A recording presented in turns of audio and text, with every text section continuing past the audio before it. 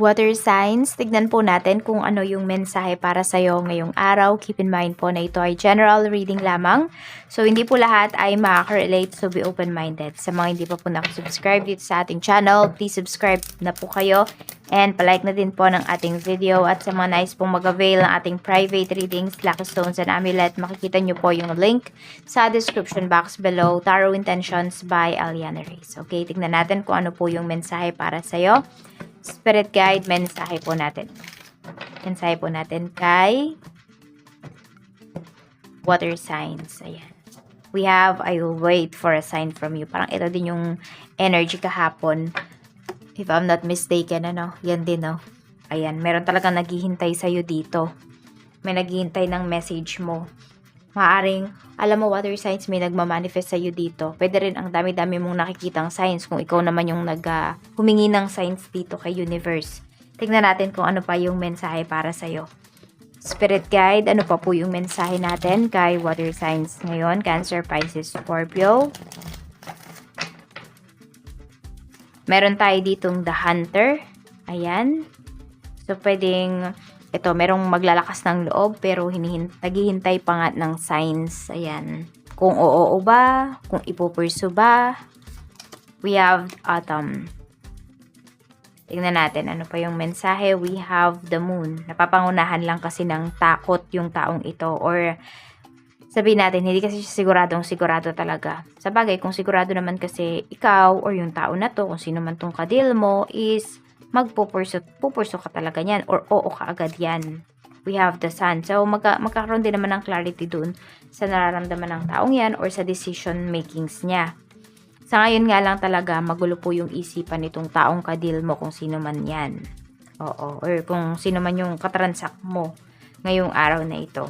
So, tignan natin kung ano itong I will wait for a sign from you. Tignan natin kung ano ba yung ibig sabihin yan. Spirit guide, saang aspect ba yan ng life ni water signs ngayon? Para saan po ito, spirit guide? Mayroon tayo ditong mountain, hill. Ayun nga. So, may mga delays kasi na nangyayari sa life mo. Ayan po. So, yun.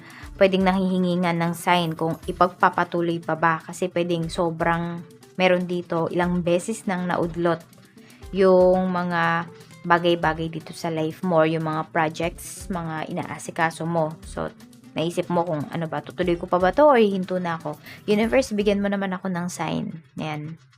So, tignan natin what is the hunter. We have cat. Okay, so ito yung pusa ninyo. Kung meron kayong alagang pusa, water signs, pwede na na may makahuli sa kanya. Pwede rin na yung alaga mo, kung ano man tong alaga mo, is mayroon siyang iuuwi. Ayan, ngayong araw na ito, baka naglayas yung alaga mo o namasyal. Ayan, namasyal siya mag-isa. Pag uwi niya, meron siyang bit-bit. Tingnan natin, what is autumn? We have music. Ayan po. So, pwedeng nakikinig kayo talaga ng mga relaxing music ngayon.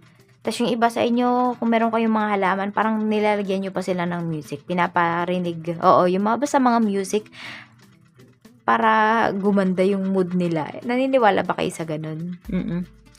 So, kasi may mga certain frequency kasi. So, yun, pwedeng yun yung pinapakinggan ninyo para sa inyong mga halaman, para mamulaklak, mabuhay, para mamunga. What is the moon? We have award. Ayan, so meron dito, akala mo tuwan-tuwa dun sa mga achievements mo, pero ang totoo, naiinggit. Oo, naiinggit dito sa mga achievements mo. Tingnan natin what is the sun. We have X. Baka may magbabalik dito na X talaga. Oh. Parang kahapon pa talaga yan sinasabi sa inyo. So, may magbabalik talaga. Alam mo, yung X mo na to, pwedeng insecure yan sa'yo. Sa mga achievements mo in life. Naku, kaya, nasasabi ko nga sa inyo, nasa sa inyo na lang yan. Kung babalikan nyo pa ba. Hindi ko alam kung sa inyo ba talaga yun eh. Or sa monthly reading yata natin.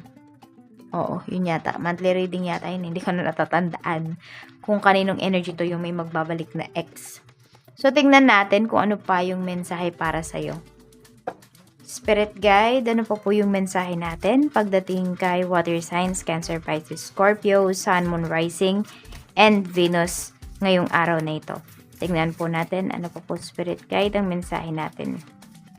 Mensahe pa po. Okay. Kuha tayo dito. We have ito, Four of Swords. Ito yung mga katrabaho mo. Yan yung energy nila. Ngayong araw na ito, sobrang payapa naman, tahimik. Tahimik lang yung mga katrabaho mo dito ngayon. Siguro nga may kanya-kanya kayong struggle talaga dito sa trabaho. Kanya-kanya kayong ginagawa. At saka parang instead na makipag-usap, gusto na lang ng mga workmates mo, co-worker mo na magpahinga. Yun. Parang umidlip. Yun na lang yung gusto nila kaysa makipag-chismisan. So, tignan natin kung ano pa yung mensahe. Ambience. Five of Swords naman yung ambience dito. Okay. So, mukhang may nag-aaway. Pero Cold War yung nakikita ko dito. So, pwedeng may, alam mo yun, medyo awkward na tahimik dyan sa trabaho. Kasi nga, may nag-aaway dito. Pero tahimik lang na nag-aaway. Siguro competition yan. Baka nahati kayo sa ilang grupo para sa isang proyekto. So, kaya tahimik lahat kasi syempre ayaw nyo mag-share dyan ng mga usapan regarding dito sa mga projects na ginagawa ninyo. So, masikreto. Maraming masikreto dito.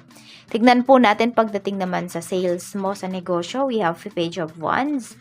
Ayan po, hindi nyo lang mag-focus dito kasi paganda po talaga yung inyong sales ngayong araw. Tignan natin. Ito naman yung mga staffs mo. Okay, wala kang masasabi sa mga staffs mo. If you have staffs, kasi binibigay talaga nila yung puso nila, yung efforts nila dyan sa trabaho mo. Ay, sa trabaho pala nila dito sa negosyo mo. Ito naman yung mga clients mo, Two of Pentacles.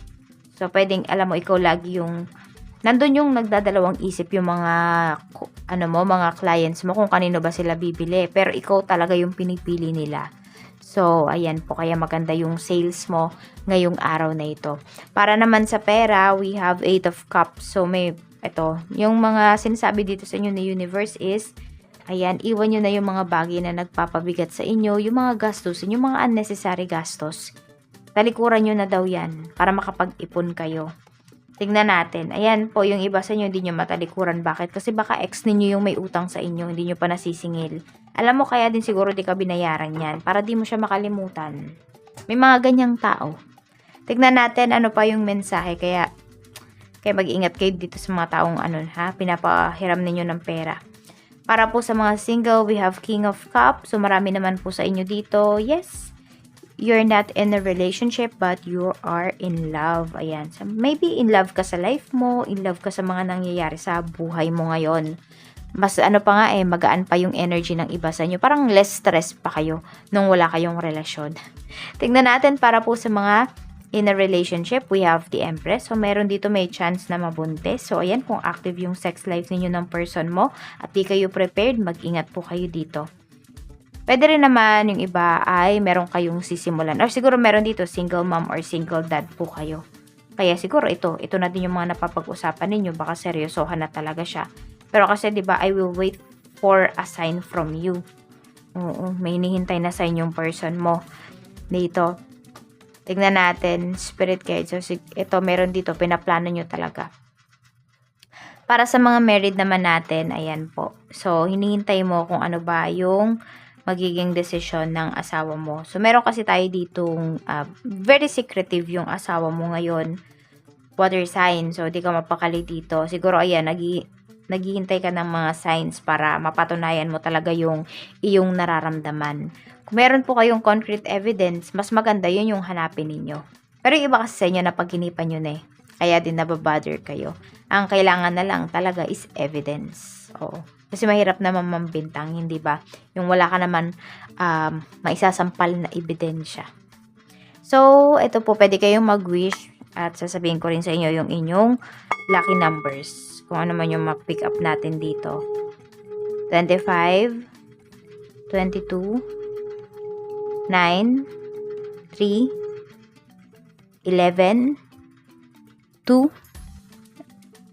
and 16. Nakailan na tayo? Naka-anim na ba tayo? Hindi ko alam kung ilan yung numbers na nabigay ko. Pero ayan, maraming salamat po Earth Signs and see you again on my next video. Bye-bye!